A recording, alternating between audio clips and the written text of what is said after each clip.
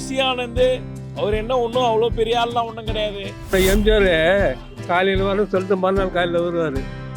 அப்போ ஜனங்க அப்படி தானே பாட்டு பாடிக்கின்னு சாப்பாடு சாப்பிட்டுன்னு இருந்தாங்க. படிச்சிருக்கான்ல, தமிழ்நாட்டில் படித்த எவ்வளோ பேர் இருக்கான். அறிவில்லை, ஒரு சினிமாகாரன் பின்னாடி இப்படி போகிறேன்னா அவன் குடும்பம், அவனுக்குன்னு ஒரு குடும்பம் இல்லையா? இந்த முழுக்க பாதிப்பு வந்து விஜய் தான். அவனை ஒரு காலமாக வந்து சட்டத்தில் அவன் தப்பிக்க முடியாது, தப்பிக்க விட மாட்டாங்க. 10 நாளாக அவங்க 3 நாள் வந்து பனையூர் பங்களாவில் இருந்தார், மீதி 4 நாள் பட்டம்பாங்க பங்களாவில் இருந்தார். எந்த காலத்திலும் தப்பிக்க முடியாது. மிகப்பெரிய ஒரு கொலை குற்றவாளினா விஜய் தான். அவன் வந்து ஒரு அரசியல் முதிர்வுன்னு ஏற்படல, அரசியல்வாதியே கிடையாது, அவன் ஒரு நடிகை, அவ்வளோதான். அவருக்கு இன்னொரு சான்ஸ் கொடுக்கலான்னு தான் தோணுது. இதனால அவர் வெளியில வராமல் இருக்கக்கூடாது. அறம் தமிழ் நேயர்களுக்கு வணக்கம். கரூர் பெருந்துயரம் நிகழ்ந்து 41 பேர் பலியாகிய நிலையில் விஜய் இன்னும் பாதிக்கப்பட்ட மக்களை சந்திக்கவில்லை. இன்று மக்களை சந்திப்பார் என்று செய்திகள் வந்து கொண்டிருக்கின்றன.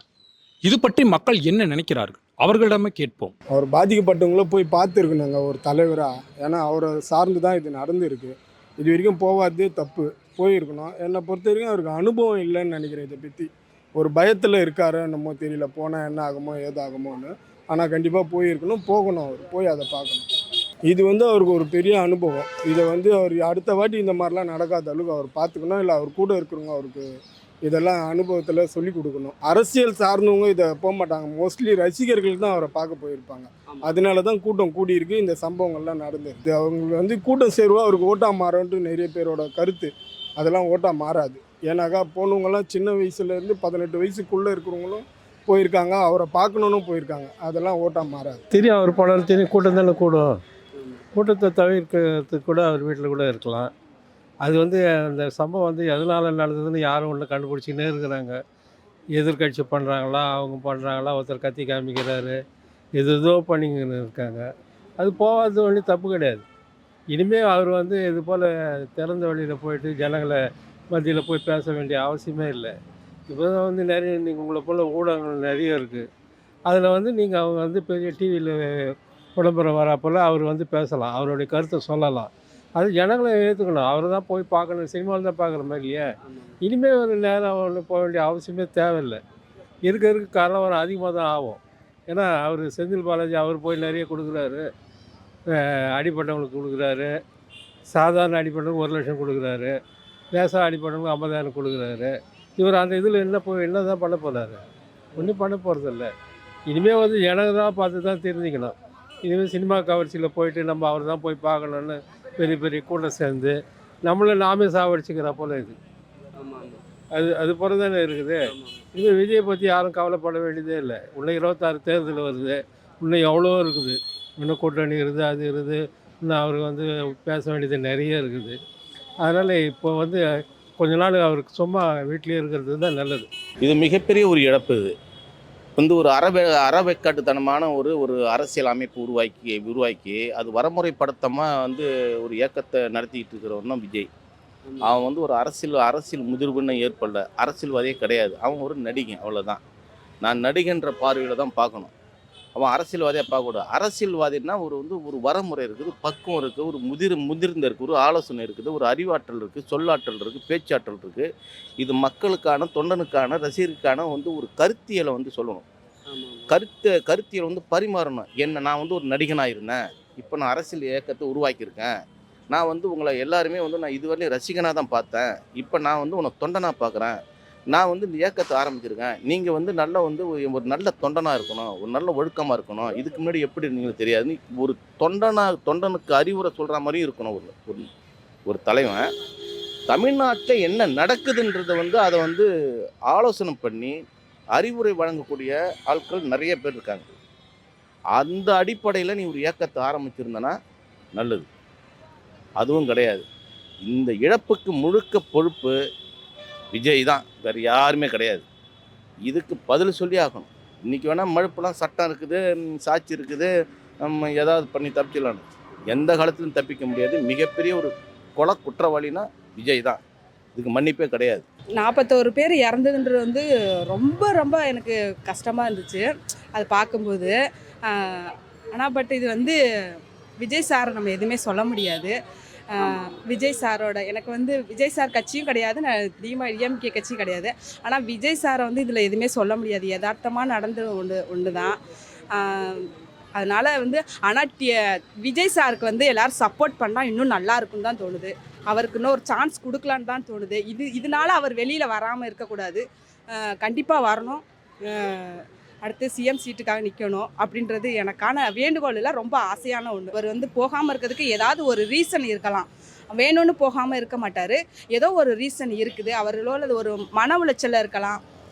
கண்டிப்பாக அவர் போவார். இந்த நிலை தான் சார், அவர் வந்தாலும் இந்த நிலை தான் நீடிக்கும். வீடியோ கான்ஃபரன்ஸில் பேசினாருன்னு சொன்னாங்க, வீடியோ காலில்.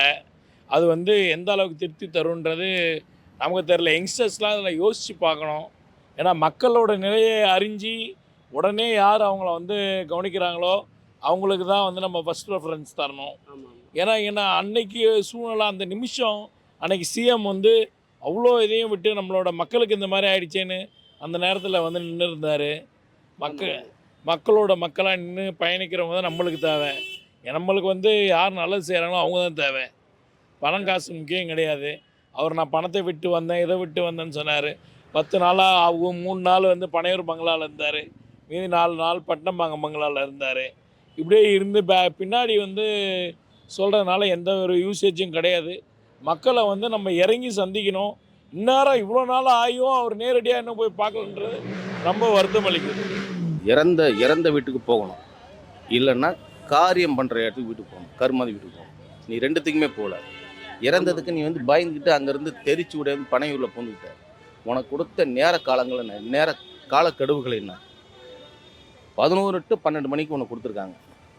நீ 8:30 மணிக்கு தான் இங்கேருந்து கிளம்புற. பனையூர்லேருந்து 8:30 மணிக்கு தான் கிளம்புற. 8:30 மணிக்கு கிளம்பி நீ எத்தனை மணிக்கு அவங்க சேருவேன்?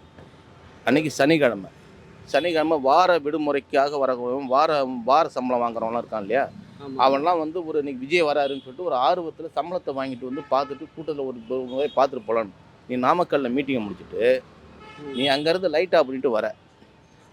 வழிநெடுக வந்து நம்ம தலைவனை பார்க்கணும், நம்ம நடிகரை பார்க்கணும்னு சொல்லிட்டு அப்போ ரசிகரன் பார்த்துருந்தானா அந்த கூட்டம் அப்படியே பிரிட்டாகி போயிருக்கும், இங்கே வந்து சேர்ந்துருக்காது. நீ லைட் ஆஃப் பண்ணிட்டு வரவும் அந்த கூட்டம் பூரா ஏற்கனவே இங்கே இருந்து பார்த்தியா, இந்த கூட்டம் ஏற்கனவே காலையிலேருந்து சாப்பிடாம தண்ணி குடிக்காமல் எந்த நடவடிக்கையுமே எடுக்காமல் இங்கே இருக்கிறான்.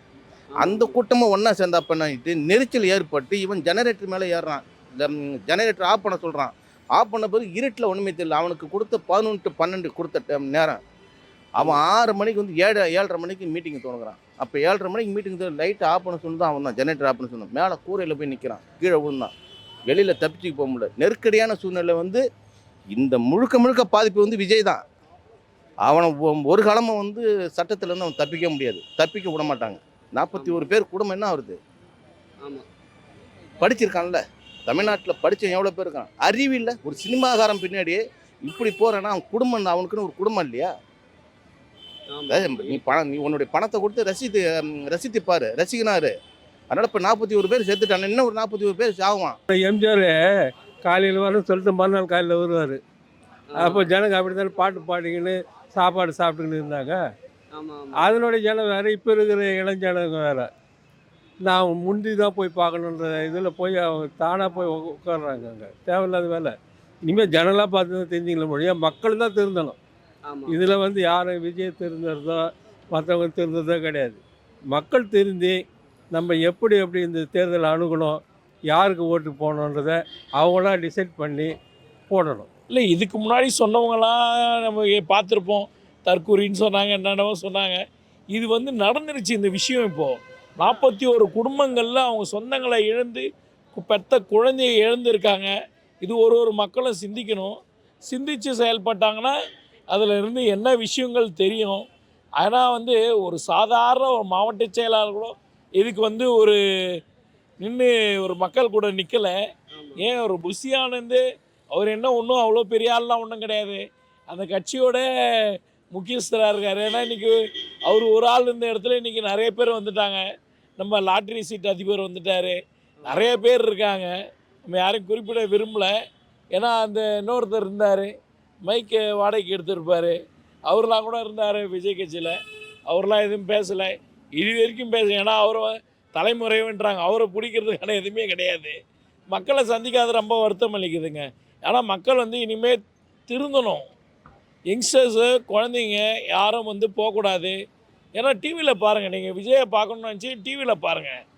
ஒரு இளைஞர் அணி இருக்குது, தொண்டர் அணி இருக்குது, மாணவர் அணி இருக்குது, வழக்கறிஞர் அணி இருக்குது, விவசாய அணி இருக்குது, மகளிர் அணி இருக்குது. இந்த அணியெல்லாம் என்ன பண்ணுது?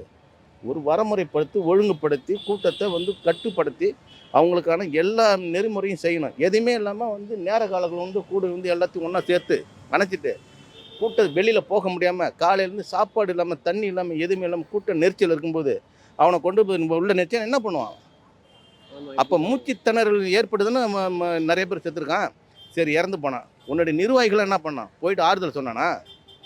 தெரிச்சு அவன் பயந்து திருடம் வர்ற மாதிரி தப்பிச்சு ஓட்டானுங்கள. அன்னைக்கு அந்த பொறுப்பு யாருக்கு இருந்து? தமிழ்நாடு முதலமைச்சருக்கு தான் பொறுப்பு இருந்தது. அவர் தான் வந்து அவன் எந்த கட்சிக்காரனாக இருந்தாலும் பரவாயில்ல, என் நாட்டு மக்கள் என்னுடைய நாட்டில் உள்ள ஒரு சம்பவம் ஏற்பட்டுக்குன்னு சொல்லிட்டு ஓடினார். அதுக்கான எல்லா உதவிகளும் செஞ்சார். நீ என்ன பண்ண? வெறும் 20 லட்ச ரூபா தரன்ட்டு வீட்டில் அறிவிச்சிட்டு வீட்டில் உட்காந்தா அவனுக்கு அந்த 41 உயிரை நீ காப்பாற்ற முடியுமா? உன்னால் மீட்க முடியுமா? முழுக்க முழுக்க அந்த கட்சி நிர்வாகிகள், அந்த கட்சி தான் பொறுப்பு. விஜய் தான் பொறுப்பு. விஜய் வந்து ஒரு காலமும் இந்த துயர சம்பவத்திலேருந்து இந்த தண்டனையிலேருந்து தப்பிக்க விட மாட்டாங்க.